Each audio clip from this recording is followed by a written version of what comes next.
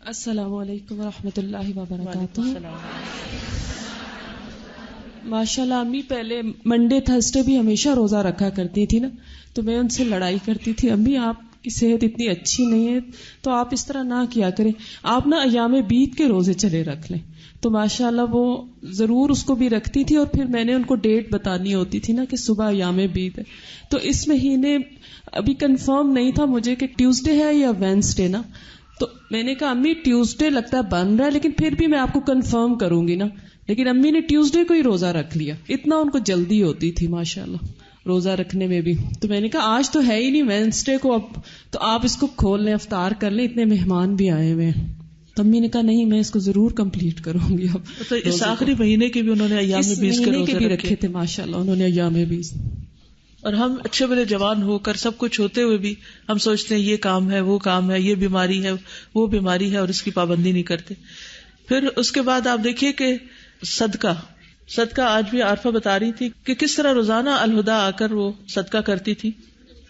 الحمدللہ صدقہ کی ان کی روز کی روٹین تھی، اور چونکہ میرے سے ہی وہ چینج کرواتی تھی کہ چینج میرا ختم ہو گیا صدقہ کرنے کے لیے تو وہ کرو. تو میں ان کا پرس دیکھ رہی تھی کھول کے، تو صدقے کے پیسے جو انہوں نے آنے والے دنوں میں کرنا تھا وہ موجود تھے نا، کیونکہ ان کی روٹین تھی اور وہ حدیث کے مطابق صدقہ کرتی تھی، جیسے کہ اتنا اتنا کرنا ہے جو انہوں نے بخاری میں پڑھا تھا. تو میرا ایک بہت ہی زیادہ مجھے خوشی بھی ہوئی اس بات کی کہ الحمدللہ یہ ان کا ایک انتہائی مستقل عمل تھا، اور اللہ تعالیٰ اس پہ انہیں یقیناً بہترین جزا دے گی. روزے کی بھی بات ہوئی ہے تو صرف ایام بیس کے یا منڈے اور تھرسڈے کا روزہ نہیں رکھتی تھیں، ذی الحجہ کے 10 دن کے روزے، محرم کے روزے، یعنی جتنے بھی مسنون روزے ہیں وہ سارے وہ رکھتی تھیں. پچھلے جو 8 مہینے کی ان کی بیک بون کی تکلیف تھی اس کے بعد انہوں نے یعنی وہ روزے کچھ عرصہ بیچ میں چھوڑے، مگر اس بیماری کے بعد بھی جو رمضان آیا اور ہم سب نے امی سے بولا کہ آپ اتنی سخت بیماری کے بعد اٹھی ہیں تو اب جو ہے پلیز آپ روزوں کی تھوڑی سی پرہیز کر لیں. اور یہ بھی شیڈیول بتایا کہ 2 رکھیں، 1 رکھیں، 1 چھوڑ دیں، 1 رکھیں، اس طرح کریں. لیکن امی نے رمضان المبارک کے کوئی روزے نہیں چھوڑے تھے الحمدللہ. شوال کے روزے بھی رکھتی تھیں، اور وہ روزے رکھنے کے بعد میں یہ سوچ رہی تھی کہ ماشاءاللہ اتنی سخت بیماری سے وہ گزری ہیں، لیکن رمضان المبارک کا ایک روزہ بھی نہیں چھوٹا ان سے الحمدللہ، ایک بھی. اور اس رمضان میں بھی انہوں نے مکمل روزے رکھ لیے. اللہ کا بہت احسان ہے الحمدللہ. صلہ رحمی، کون بتائے گا آپ میں سے صلہ رحمی کے بارے میں کہ رشتہ داروں کا کتنا خیال رکھتی تھی؟ جس دن امی بیمار ہوئی ہیں اس سے 1 دن پہلے میرے ساتھ پروگرام بنایا اور مجھے کہنے لگی کہ اس ویکنڈ پہ تم نے کہیں نہیں جانا، اس ویکنڈ پہ تم میرے ساتھ جاؤ گی، اب ہم رشتہ داروں کا حال پوچھنے جائیں گے. تو ہمارے ماموں ان کے بھائی سرگودا میں بیمار ہیں، بلکہ ان کی دعا بھی کیجیے گا. تو کہنے لگی ان کا حال پوچھنے کے لیے جانا ہے اور تم میرے ساتھ چلو اور اپنے بیٹے کو بھی ساتھ لے کے چلو. تو میں نے عمر سے بات کی کہ تم میرے ساتھ چلو گے، نانی اماں اس طرح کہہ رہی ہیں. تو اس نے اوکے کر دیا، ٹھیک ہے انشاءاللہ ہم ہفتے کو جائیں گے اور اتوار کو واپس آئیں گے. تو میں نے کہا مجھے تو اس ویکنڈ پہ لاہور میں کام تھا.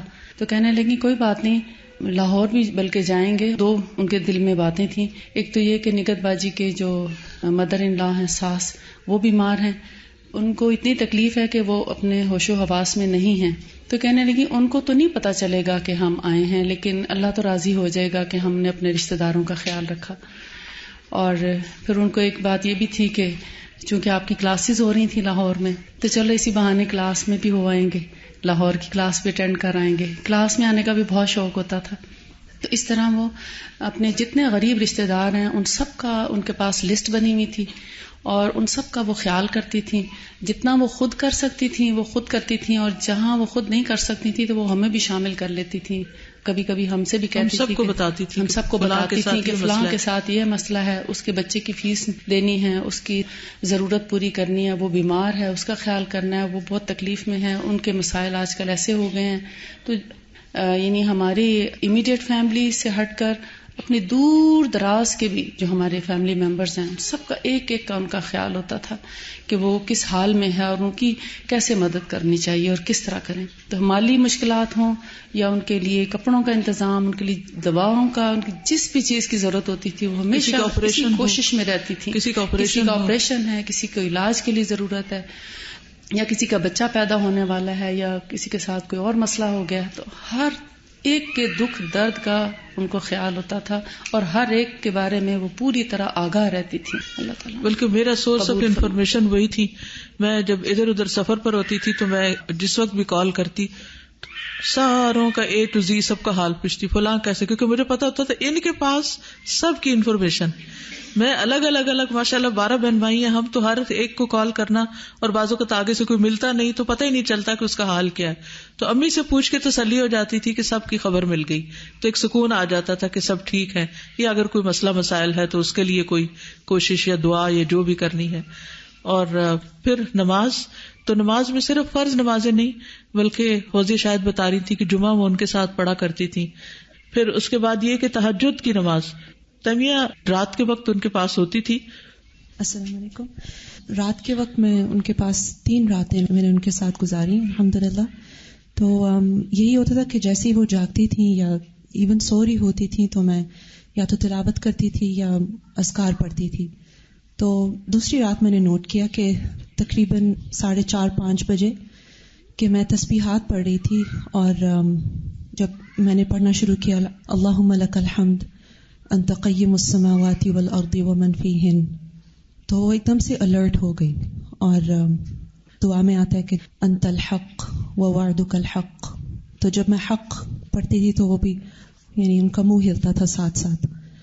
تو پھر میں نے تہجد کی، یعنی مجھے ایک دم سے خیال ہے کہ تہجد کا وقت ہے، تو میں نے سورہ آل عمران کی آخری آیات پڑھنا شروع کی. تو بہت سن رہی تھی وہ، پھر ہاتھ اٹھاتی تھی جیسے دعا پڑھ رہی ہوں. تو جب میں نے مکمل کی تلاوت آیات کی تو انہوں نے ایسے ہاتھ اوپر کیے جیسے نماز پڑھ رہی ہوں. تو میرے ماموں نے کہا کہ نماز پڑھو، تو میں نے پڑھنا شروع کر دی. میں نے اللہ اکبر کہی، دعا استفتاح پڑھی، تو ان کا ہاتھ بندے رہے مسلسل. پھر سورہ فاتحہ پڑھی، تھوڑی سی تلاوت کی، تو ماشاءاللہ یعنی وہ ہاتھ ان کے چیسٹ پہ ہی رہے. پھر مجھے تو بالکل ایسے لگ رہا تھا کہ جیسے تہجد لگے ہوئے تھے. جی، دونوں ہاتھوں پہ آئی وی کی لگی ہوئی تھی، اور مگر انہوں نے ایسے مجھے لگ رہا تھا کہ تہجد پڑھی ہے انہوں نے. پھر فجر کے وقت بھی انہوں نے، میری کزن آلا، اس نے فجر کی نماز ان کو پڑھائی، 2 رکعت اس نے نماز پڑھائی ان کو. اور پھر تھوڑی دیر کے بعد میری ممانی آئی تھی تو کچھ کہہ رہی تھی نانی امت، مجھے سمجھ نہیں آ رہی تھی. تو پھر میری ممانی نے سمجھا کہ وہ کہہ رہی ہیں اذان ہو گئی ہے، اذان ہو گئی ہے. تو ہم نے کہا کہ امی جی آپ نے نماز پڑھ لی ہے. تو ان کو نماز کی ہی فکر تھی مسلسل. ممانی مریم، آپ کوئی بات شیئر کرنا چاہیں؟ السلام علیکم ورحمۃ اللہ وبرکاتہ. وعلیکم السلام ورحمۃ اللہ وبرکاتہ. امی جیسا میں نے شفیق کوئی ہستی نہیں دیکھی، حالانکہ میری ساس تھیں، لیکن بہت ہی شفقت اور ہر وقت ان کی جو محبت تھی وہ ہمیں محسوس ہوتی تھی، اور بہت ہی پیار سے انہوں نے ہمیں رکھا. بلکہ بعض دفعہ میں یہ سوچتی ہوں کہ جتنا ان میں صبر تھا، کہ کیونکہ جب شادیاں ہو کے جاتی ہیں چھوٹی لڑکیاں اور کبھی دیر سے اٹھ رہے ہیں یا کچھ، کبھی انہوں نے ہمیں جھڑکا نہیں یا کوئی اعتراض نہیں کیا تھا.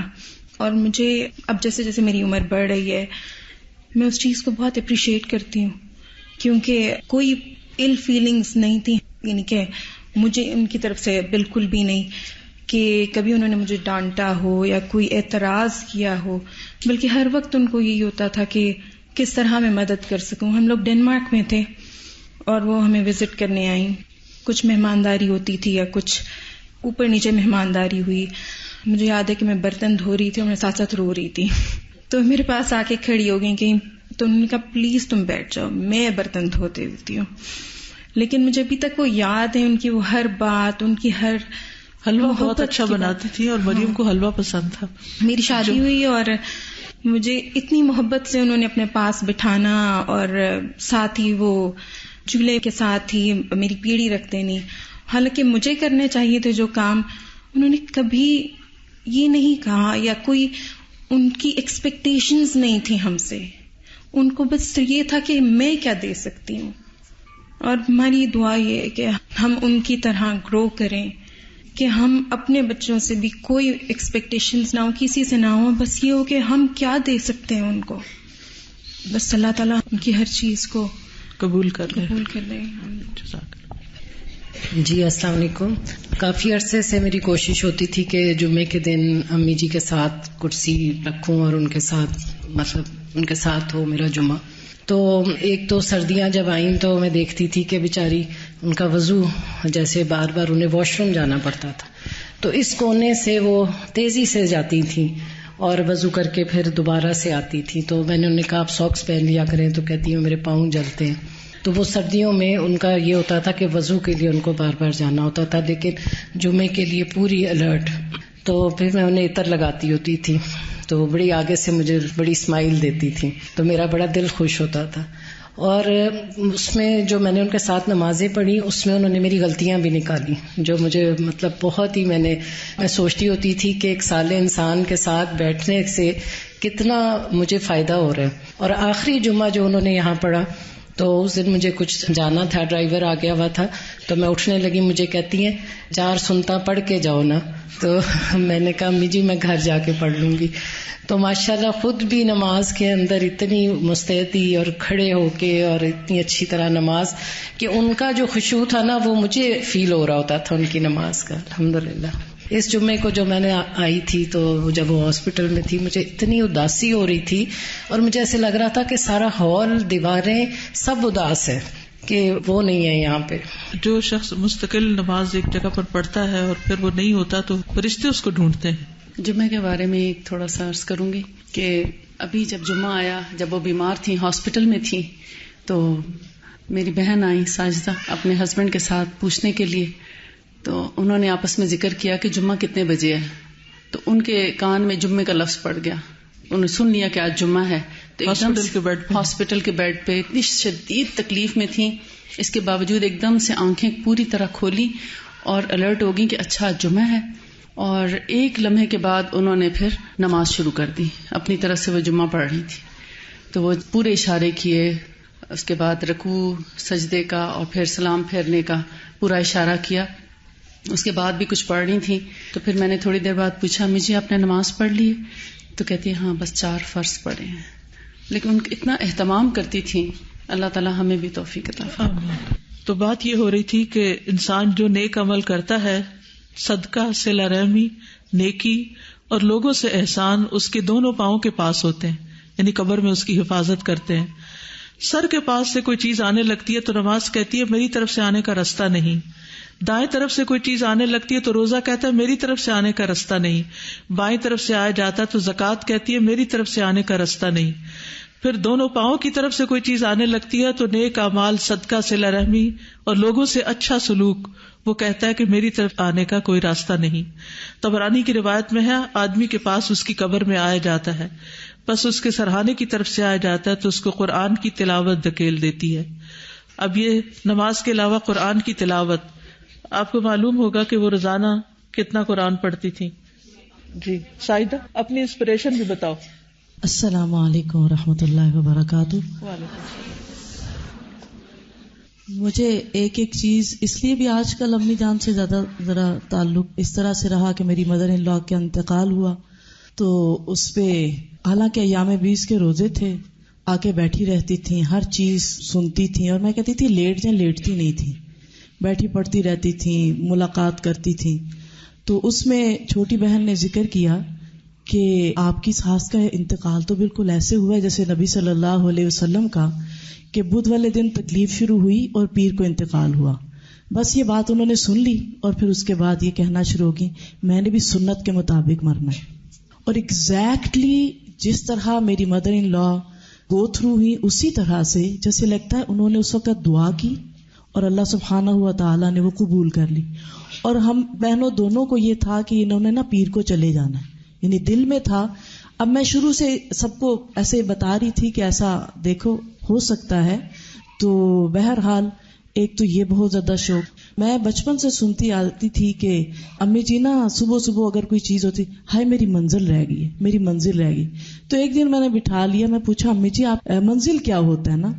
تو پھر انہوں نے مجھے ایک دن بتایا کہ میں بہت بیمار ہو گئی تھی جس میں ان کے کڈنیز فیل ہو گئے، اور اس میں انہیں کسی نے بتایا بی بی آپ نا 7 قرآن پڑھیں اور 7 دن میں مکمل ہوتا نا قرآن، اس طرح پڑھیں.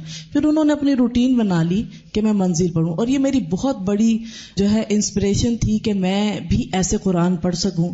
پھر ان کے روٹین میں سورۃ البقرہ اور سورۃ آل عمران کی تلاوت رہی. پھر جب وہ بیمار ہوئی، ابھی جب کمر کی بہت تکلیف ہوئی، تو سورۃ البقرہ انہوں نے کبھی نہیں چھوڑی. ان کو یہ ہوتا تھا کہ یہ بادل کے 2 سائے ہوں گے، حشر والے دن میرے اوپر ہوں گے، اور میں یہ اس کو اپنی زندگی کا جب بھی آپ دیکھیں کہ لیٹی یا ان کے ہاتھ میں سپارہ ہوتا، میرے گھر بھی آتی نماز پڑھ کے اگر کوئی نا پاس بیٹھا ہوتا اپنا سپارہ کھول لیتی اور سورۃ البقرہ جو ہے اس کی تلاوت شروع کر دیتی. یہ نہیں ہے کہ صرف وہ، بلکہ ریگولر قرآن کی تلاوت جب تک ہمت رہی وہ منزل بھی ساتھ پڑھتی رہی، اور ساتھ ساتھ جو ہے وہ سورۃ البقرہ اور سورۃ آل عمران بھی پڑھتی رہی. تو اس سے پھر جب میں نے بھی وہ سلسلہ شروع کیا تو مجھے پوچھتی تھی اچھا تو کتنا پڑھے ہے، یعنی ایک ہوتا نا کہ آپ کتنا پڑھ رہی ہو، کیا کر رہی ہو، اور اچھا تسبیح پہ کیا پڑھ رہی ہو. یہ جو شوق تھا نا ان لوگوں کا، مدر ان لا کا بھی اور میری امی کا بھی، کہ یہ کیا ہے تاکہ میں بھی یہ اتنا کر سکوں. تو اللہ تعالیٰ ان کی اس چیز کو، میں ان کے پاس ہاسپٹل میں بیٹھی قرآن پڑھتے ہوئے اللہ تعالیٰ سے یہ دعا کر رہی ہوتی تھی یا رب العالمین، یہ میں نے اپنی ماں سے یہ چیز انسپریشن لی ہے کہ کثرت سے تلاوت کرنا، آپ قبول کریں اور اس کا اجر ان تک ضرور پہنچائیں کہ میں نے جہاں سے لی ہے وہ اللہ تعالیٰ ان کے لیے آسانیاں فرمائیں.